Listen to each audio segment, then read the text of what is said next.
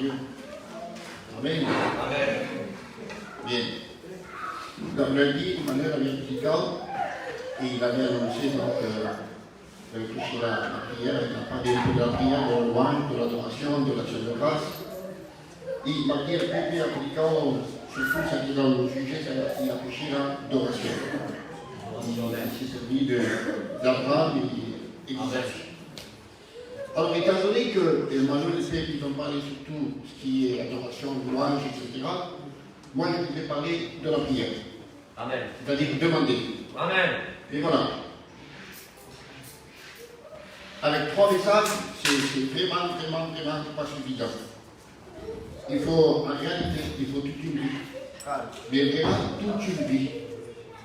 Parce qu'on peut prêcher la prière 30 fois, 90 fois, 300 fois, il en restera toujours. Parce que la prière, elle fait partie de notre vie. Amen. Et qu'on grandit dans les choses de Dieu, la prière grandit. Amen. Ça fait partie de la vie chrétienne. Vous comprenez ça? Dans la Bible, il y a des sujets où on peut apporter l'enseignement, une étude, etc. Il y a un commencement, il y a une fin, et après, il n'y a plus rien à dire. Si vous prenez les 7 tout, en mettant de l'Apocalypse, les 7 trompettes, les 7 sauts, il y a un commencement et une fin. Mais si vous prenez la prière, la foi, la parce que dans le ciel, toute l'éternité, on va continuer à l'adorer et à l'honorer. Vous comprenez ça? Béni soit le nom de Seigneur, il y a Dieu de sorte de gloire. Vous savez, le plus important, et je vais essayer de prendre un exemple comme ça on comprend. Imaginez-vous que je vous prêche la parole de Dieu, et ce que je prêche ne fait pas partie de ma vie. Donc, ce que je prêche ne ressemble pas à ma vie. Ça n'a rien à voir avec ma vie. Donc, il y a un désaccord dans ma vie. Et ce que Dieu voit et ce que Dieu entend, il voit qu'il y a un désaccord. Ça ne correspond pas. Je vous chante un cantique, mais ma vie n'a rien à voir avec le cantique. Et maintenant, je fais une prière, mais ma vie n'a rien à voir avec cette prière. Vous comprenez ça? Donc, le plus important, c'est la vie. Avant la prédication, avant le cantique et avant la prière. C'est surtout la vie que nous vivons avec Dieu. Car dans la prédication, il y a l'expression de ma vie. Dans le cantique, il y a l'expression de ta vie. Et dans la prière, il y a l'expression de notre vie. Parce que Dieu voit et Dieu entend. Et ce que Dieu voit et ce que Dieu entend, il faut que ça se ressemble. Il faut qu'il ait la même couleur. Amen. Vous avez compris ça? La même couleur. Béni soit le nom de Seigneur et à Dieu sur toutes les gloires. Alors, ça fait, avant d'aller en arrière, j'avais fait une étude et je l'ai jamais prêché. Et je l'ai appelé comme ça, les amis de la prière. Amen. Et c'est très long, donc on ne peut pas le dire dans une seule prédication, c'est pas possible. J'ai pris juste quelques points simplement. Les amis de la prière. Alors je vais donner une image pour qu'on rentre dans le sujet et qu'on comprenne.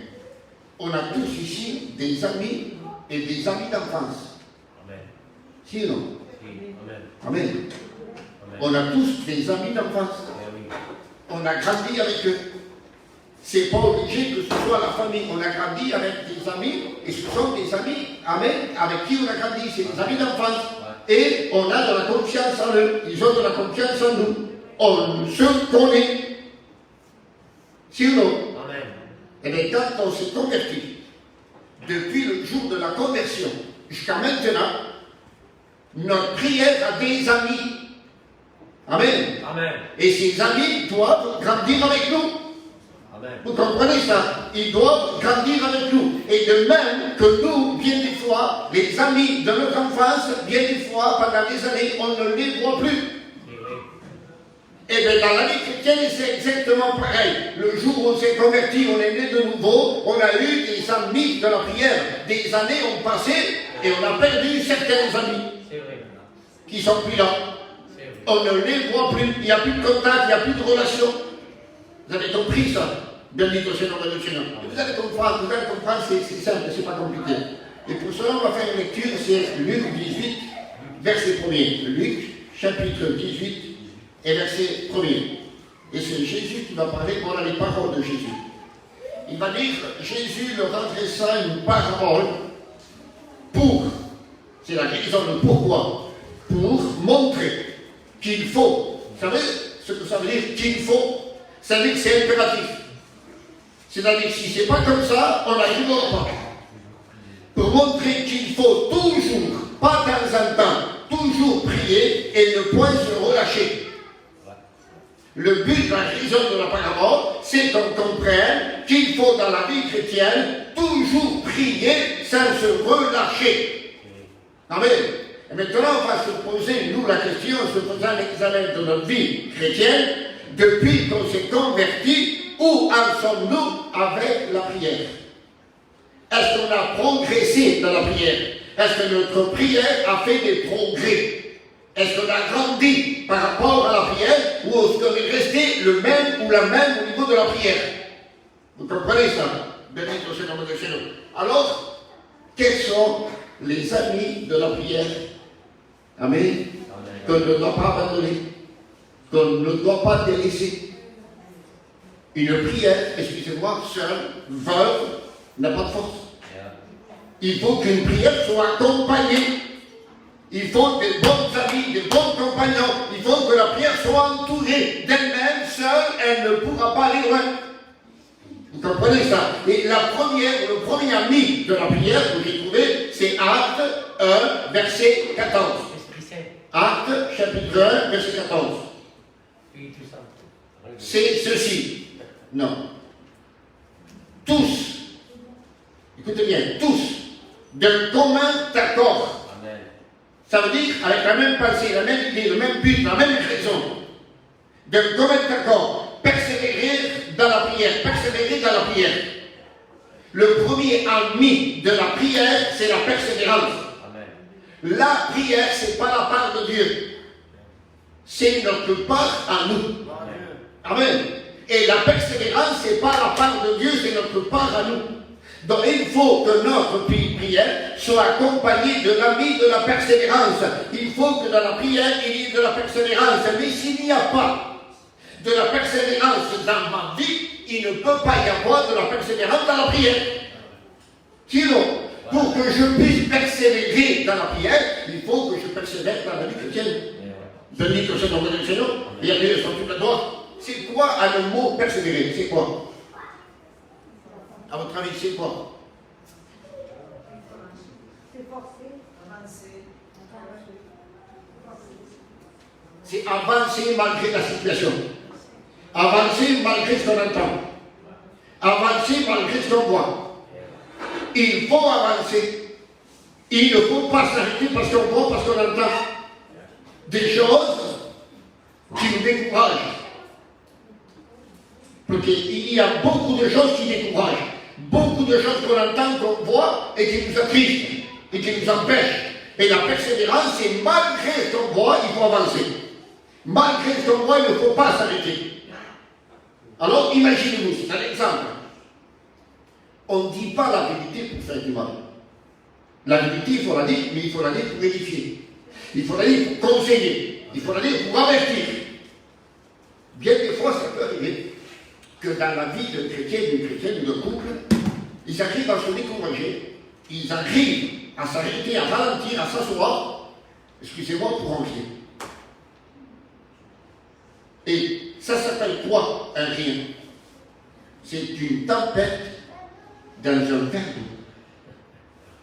C'est pas la tempête que les disciples ont vécue dans la barque.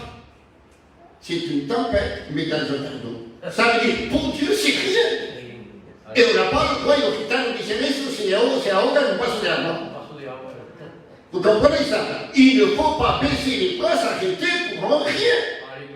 Sinon, vous comprenez ça? C'est que la personne qui s'arrête pour un rien, c'est que cette personne n'est pas assez consciente de la valeur du sacrifice.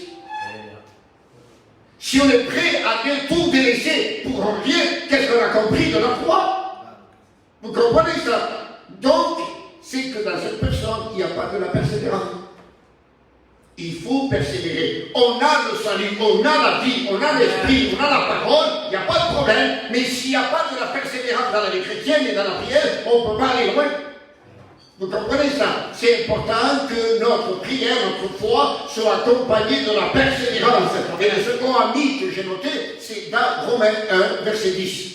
Romains 1, verset 10. Paul dit, demandant d'une façon continuelle dans les prières, demandant continuellement dans mes prières. Paul priait d'une façon continuelle. On ne peut pas, amen, avoir de la continuité dans la prière s'il n'y a pas de la persévérance dans la prière. Amen. Continuer, c'est-à-dire, ça ne peut pas être interrompu. Ça ne peut pas s'arrêter. Ça ne peut pas tomber en panne.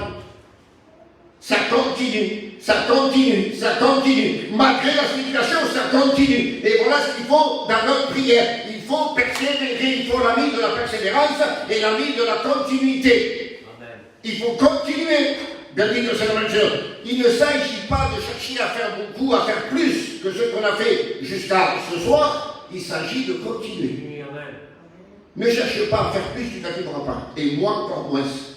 Ce qu'il faut, c'est qu'il faut chercher à continuer. Amen. Bien dit que c'est la même chose. Tous comme un corps vont persévérer. Et là, Paul va dire que lui, dans sa vie chrétienne, il ne s'arrêtait pas de continuer dans ses prières, de prier pour l'Église et pour le peuple de Dieu. Amen. Bien dit que c'est la même chose.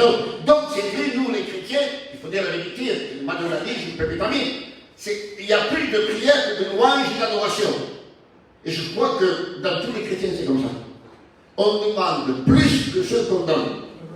Quand on prie, nous on demande et c'est Dieu qui doit donner. Mais la louange et l'adoration, amen, c'est nous qu'on donne et c'est Dieu qui reçoit. Amen. Alors si on ne loue pas, si on n'adore pas, Dieu ne reçoit pas. Vous comprenez ça?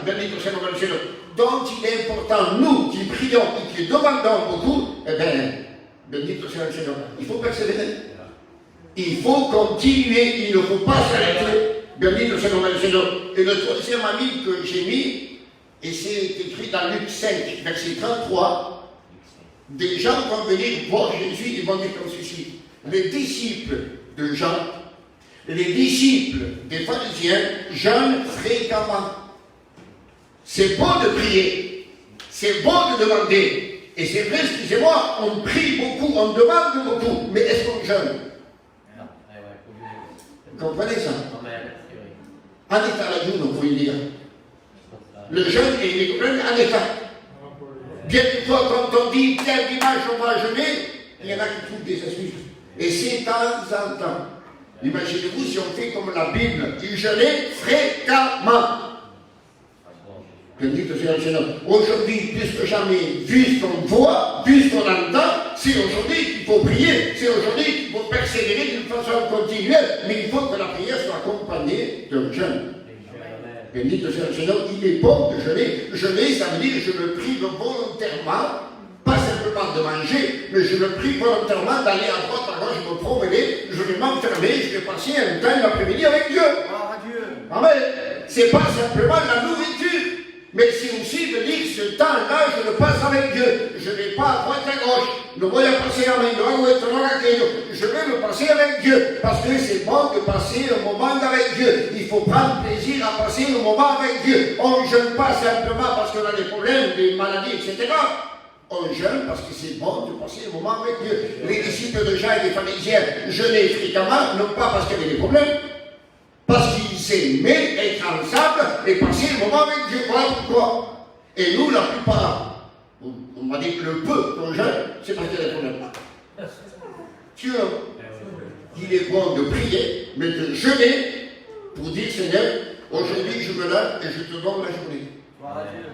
Je te donne la matinée et on va dire et la moitié de l'après-midi. D'accord? Parce qu'on jeûne jusqu'à 3-4 heures.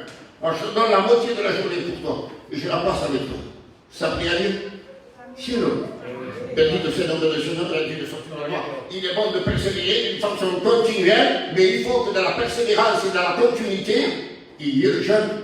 Ça fait partie de la vie chrétienne. Jésus a dit que ses disciples ne pouvaient pas jeûner parce que Jésus était avec eux. Mais Jésus a dit que l'époux leur sera enlevé et là, le temps viendra où ils pourront jeûner. Donc ça fait 2000 ans que l'Église doit jeûner. Ça fait partie de la pratique chrétienne, ça fait partie de la Bible. Quand on dit qu'il faut mettre la parole de Dieu en pratique, eh bien le jeûne, ça fait partie. La prière, ça fait partie. Vous comprenez ça? Bien dit que c'est le Seigneur a dit sur toute la gloire. La ferveur, c'est le quatrième ami de la prière, la ferveur. C'est quoi là? La ferveur, c'est un zèle, mais ardent. Amen. Un zèle ardent. Gloria a Dio. Bendito soit le Seigneur. Un zèle ardent, c'est quelque chose que personne ne pourra l'éteindre. Gloria a Dio. Vous avez compris? Personne ne pourra l'éteindre. Aucun problème ne peut l'éteindre. Aucune Alléluia. situation ne peut l'éteindre. Alors s'il faut Oh un Dieu. certain pour un bien, c'est que notre zèle n'est pas ardent. Vous comprenez ça? Que Dieu nous fasse cette grâce, à moi, à toi, à chacun d'entre nous, d'avoir de la ferveur dans la vie chrétienne, afin qu'il y ait de la ferveur dans la prière. Amen. Bendito soit le Seigneur. Jacques, chapitre 5, verset 16. Il va dire, la prière fervente du juste a une grande efficacité. Amen. Amen.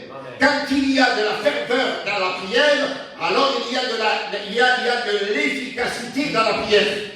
Vous comprenez ça? C'est important d'être efficace, mais pour être efficace, il faut être fervent.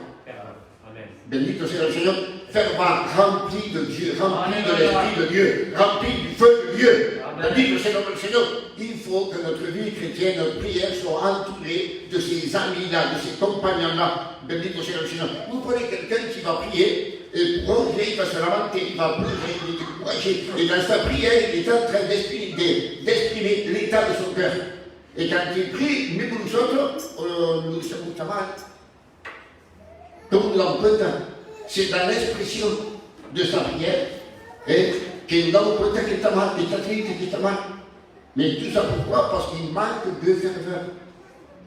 Sinon, il faut être fervent pour les choses de Dieu. Bendito soit le Seigneur. Fervent pour venir à la réunion, pour chanter des cantiques, fervent pour écouter la parole, fervent pour prêcher, fervent pour prier Dieu. Bendito soit le Seigneur.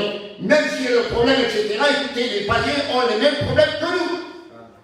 Vous savez qu'il y a des païens qui ne connaissent pas Dieu et qui sont nés avec une mauvaise formation. Ils n'ont pas de bras, d'autres n'ont pas de jambes. Et quand on les voit agir et vivre, ils font des choses incroyables. Choses qui surpassent l'entendement humain. Ils ne se plaignent pas. Ils font même du sport. Et nous, on a tout. Et on se plaint pour rien. Excusez-moi, mais c'est la vérité.